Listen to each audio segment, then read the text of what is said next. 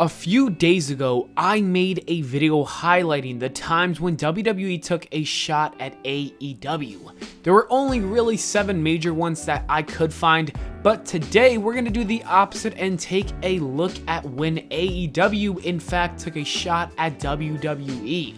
There's about 25 good ones that I could find, so I did want to include all of them in this video. And without further ado, let's get right into the first one with number 1, Cody Rhodes at Double or Nothing.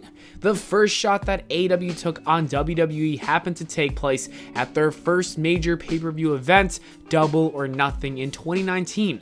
During the match between Cody Rhodes and his brother Dustin, Cody had a special entrance. Brandy Rhodes handed him a sledgehammer and he would proceed to destroy a throne that looked very similar to something that would be featured in a Triple H entrance. This was Cody's way of destroying the king of the wrestling world, aka Triple H, Vince McMahon, and WWE. Number 2, a sloppy shop. In the beginning of the pandemic, reports came out stating that WWE experienced a major outbreak of the virus. Many wrestlers were taken off TV and sent home for the next 2 weeks. Renee Young happened to be one of those people who did in fact catch COVID, and AEW did not allow Jon Moxley to appear on TV for 2 weeks to protect their other wrestlers. Moxley versus Cage for the AEW title was supposed to happen, and instead we got a promo by Taz saying that AEW isn't a sloppy shop like WWE. Number 3, bad creative. On the second week of AEW Dynamite, Chris Jericho would reveal to the AEW audience his new faction, the Inner Circle. Former WWE wrestler Jack Swagger was one of those members. When Chris Jericho brought up Jake Hager, the fans would start a "We the People" chant, and that's obviously a callback to his former gimmick. Chris Jericho quickly ended it when he said it was a stupid line from bad creative, completely burying the WWE creative team and ending that chant forever. We have not heard it ever since. Number 4, leg slaps. A few months ago, WWE put a ban on leg slapping because it kind of looks ridiculous in wrestling, and I've never been a huge fan of them for the most part. Anyways, AEW took it upon themselves to mock WWE about this ban, and the Young Bucks would do it twice. One of them was on an episode of BTE where they had a similar sign with a rule stating that there were no leg slaps around. The other time was on AEW TV when Don Callis gave the Young Bucks a t-shirt saying, "Do not slap your leg when kicking." Number 5, Twitch. In late 2020, WWE changed their rules for wrestlers using third-party platforms such as Cameo and or Twitch. The company was going to monitor it and take a cut of their revenue. I still think that's a terrible decision from WWE, and it's definitely not fair for the independent contractors. Anyways, AEW took that opportunity to take another clear shot at WWE. Kip Sabian would appear on TV with a huge sign of his Twitch to show that he was able to continue using the third-party platforms unlike the WWE, and I thought this was a great shot at WWE. Number 6, side profiles. During backstage segments in WWE, the wrestlers always look at TVs in the weirdest positions possible. They move to their side and look over their shoulder. It is very awkward, it's weird, and WWE probably needs to stop. Anyways, the Young Bucks have mocked this on AEW Dynamite, making fun of WWE in the process with this hilarious screenshot. Number 7, Saudi Arabia. When CM Punk joined Fox's WWE show Backstage, he tweeted that nobody would be safe. Tony Khan replied to his tweet saying that it sounded like a plane full of wrestlers in Saudi Arabia because he's trying to say that nobody's safe in that plane either.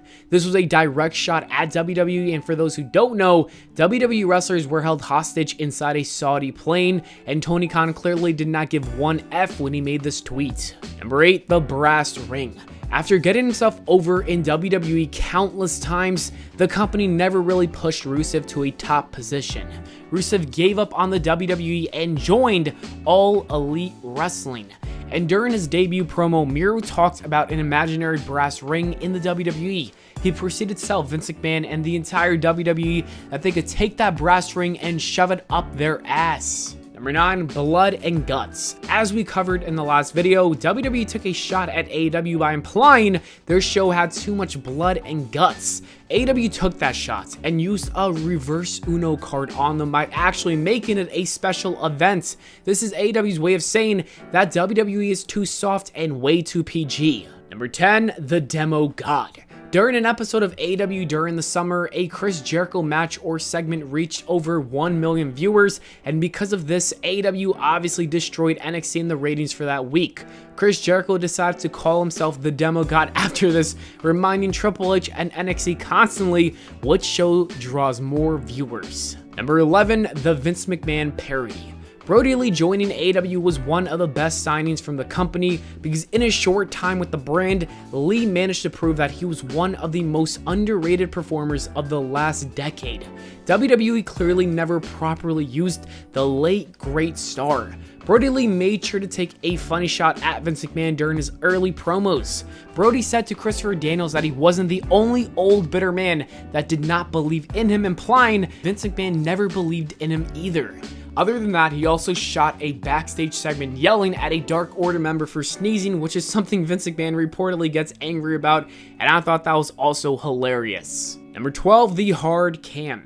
SmackDown was the first show to ever air right after the pandemic changed the world, and WWE continued to have their hard cam set up the same way they usually would.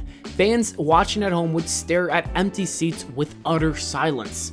AEW, however, took a different approach. The company placed the hard cam at the stage and even had some wrestlers acting as fans that gave life to the show. WWE saw this as a great idea and then replicated it, causing Twitter to lose their mind. Tony Khan even took a shot by tweeting the Spider-Man twin meme. Number 13, Moxley can breathe. When Moxley first joined AEW, he cut a promo saying that he could finally breathe. This was a shot at WWE because he's implying that the talent is restricted and they have no freedom, and the former AEW champion had a lot more to say in podcasts as well, saying that working in WWE was the worst time of his career. Number 14, No More BS. Paul White would officially leave the WWE and sign a contract with AEW. On his first ever appearance, he wore a t-shirt that stated "No More BS" followed by his name, Paul White. This definitely had a double meaning.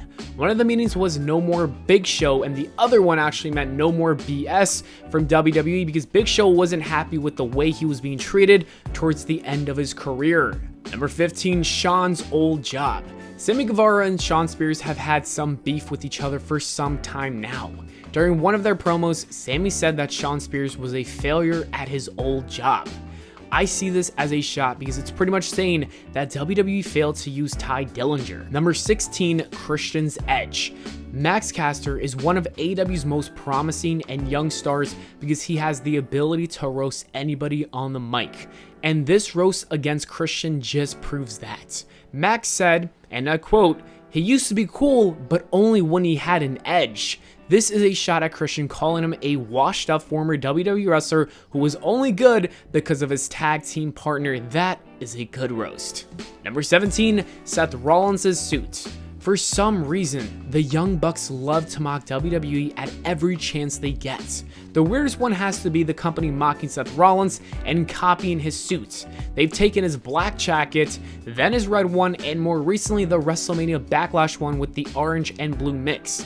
It seems like they were jealous of Seth's drip and they were trying to make fun of him about it, which I don't understand. Number 18, I Love You.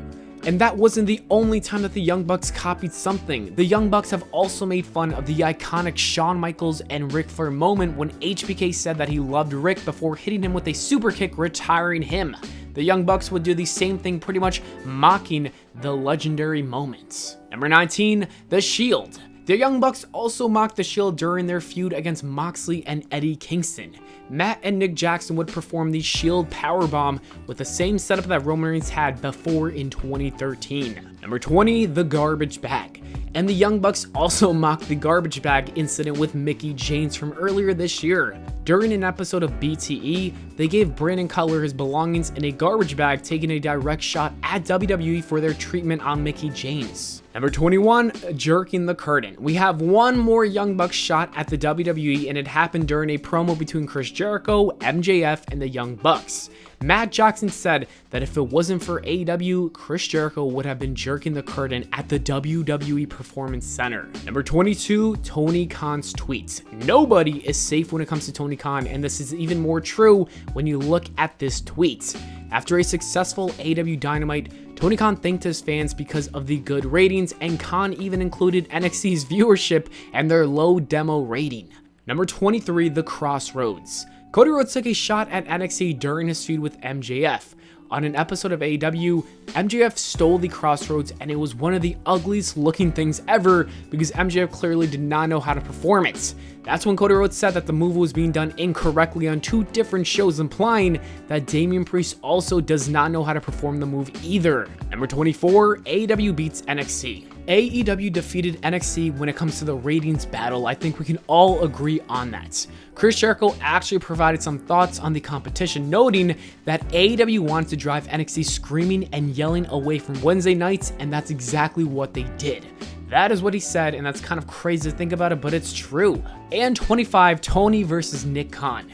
The last entry on this list is the recent promo where Tony Khan basically destroyed Nick Khan, calling him out on these New Japan rumors. It was such a bizarre promo that you would never expect in a million years. However, most AEW fans liked it. Anyways, that is it for the video, guys. Thank you so much for watching. I hope y'all enjoyed. If you did, please make sure to leave a like and subscribe for more. Let me know which one on the list was your favorite in the comments below, and I will see you all in the next video.